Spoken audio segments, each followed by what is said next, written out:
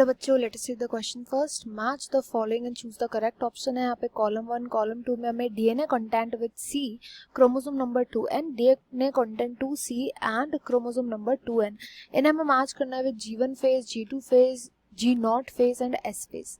तो बहुत ही ज़्यादा इजी क्वेश्चन है यहाँ पे. जो की कॉन्सेप्ट हम यूज़ करेंगे, हम इंटरफेस का यूज़ करेंगे. इंटरफेस वो फेज होता है जहाँ पे सेल जो होता है खुद को प्रिपेयर करता है. सेल साइकिल का वो फेज है जहाँ पे सेल खुद को प्रिपेयर करता है. यहाँ पे सेल की ग्रोथ होती है और एक प्रिपेयर किसके लिए करता है, सेल डिवीजन के लिए खुद को प्रिपेयर करता है. इंटरफेस के फर्दर जो है 3 पार्ट या 4 पार्ट हम बोल सकते हैं. सबसे पहले आएगा G0 फेज, उसके बाद आएगा G1 फेज, उसके बाद आएगा S फेज एंड देन उसके बाद आएगा G2 फेज.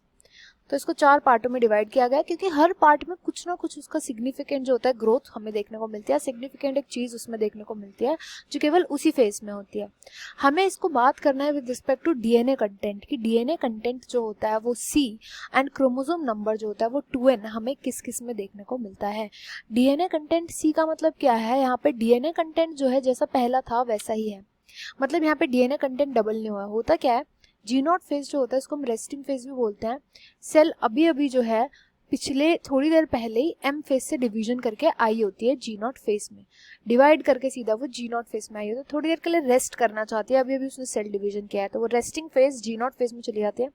यहाँ पे सेल जो होती है वो मेटाबॉलिकली तो एक्टिव होती है बट यहाँ पे कोई ग्रोथ देखने को नहीं मिलती. जैसे G1 फेज में तो ग्रोथ होती है सेल की, बट यहाँ पे कोई ग्रोथ देखने को नहीं मिलती. ग्रोथ सेल के अंदर नहीं मिलती.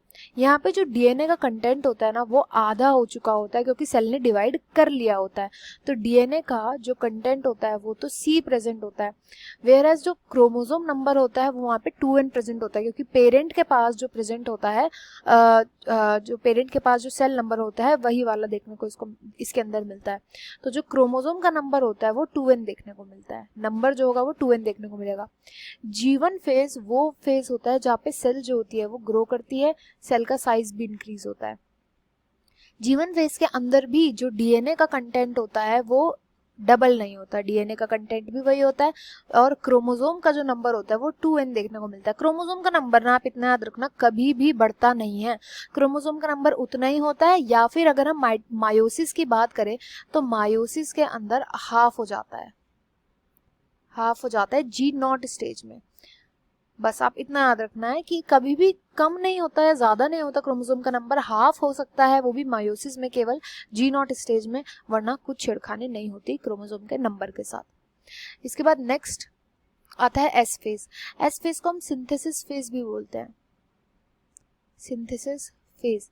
S फेज के अंदर सिंथेसिस का मतलब क्या होता है, यहाँ पे कुछ सिंथेसिस हो रहा है और यहाँ पे डीएनए का सिंथेसिस होता है. तो यहाँ पे जो डीएनए का कंटेंट होता है ना वो डबल हो जाता है. तो ये C से 2C हो जाएगा. जो डीएनए का कंटेंट होता है वो डबल हो जाता है. बट हमेशा याद रखना है कि यहाँ पर जो नंबर होता है ना वो सेम रहता है, यानी कि जो डीएनए का नंबर होगा वो सेम रहेगा 2N. डीएनए का नंबर कभी भी डबल नहीं होता, केवल और केवल कंटेंट डबल होता है. तो यहाँ पर डीएनए को सिंथेसाइज किया जाता है. एंड देन उसके बाद लास्ट आता है G2 फेज. G2 फेज जो होता है इसमें भी, क्योंकि ये S फेज के बाद देखो चल कैसे रही है साइकिल के, सबसे पहले G1 स्टेज आता है, G1 के बाद आएगा S stage and S stage के बाद आएगा G2 फेज. फिर G2 के पास यहाँ पे M स्टेज स्टार्ट हो जाता है, यानी डिवीजन वाला स्टेज जो होता है वो स्टार्ट हो जाता है. M के बाद देन यहाँ पे G0 फेज आ जाता है जहाँ पर सेल जो होती है वो थोड़ी देर के लिए रेस्ट करती है.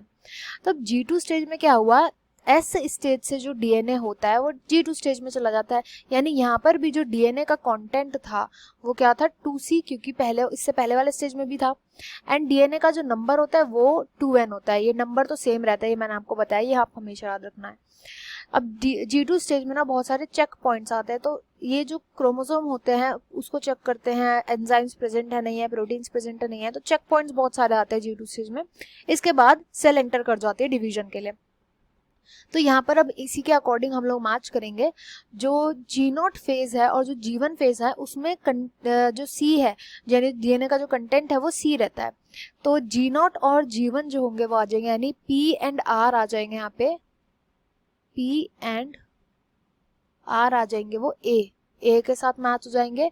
And G0 and S phase, G2 and S phase जो है यानी Q एंड S ये आ जाएंगे B के साथ, क्योंकि यहाँ पर क्या हो जाता है, क्रोमोसोम का डीएनए का जो कंटेंट होता है वो 2N हो जाता है. तो इस क्वेश्चन का राइट आंसर हो जाएगा option 4. I hope you understood it well. Best of luck and thank you.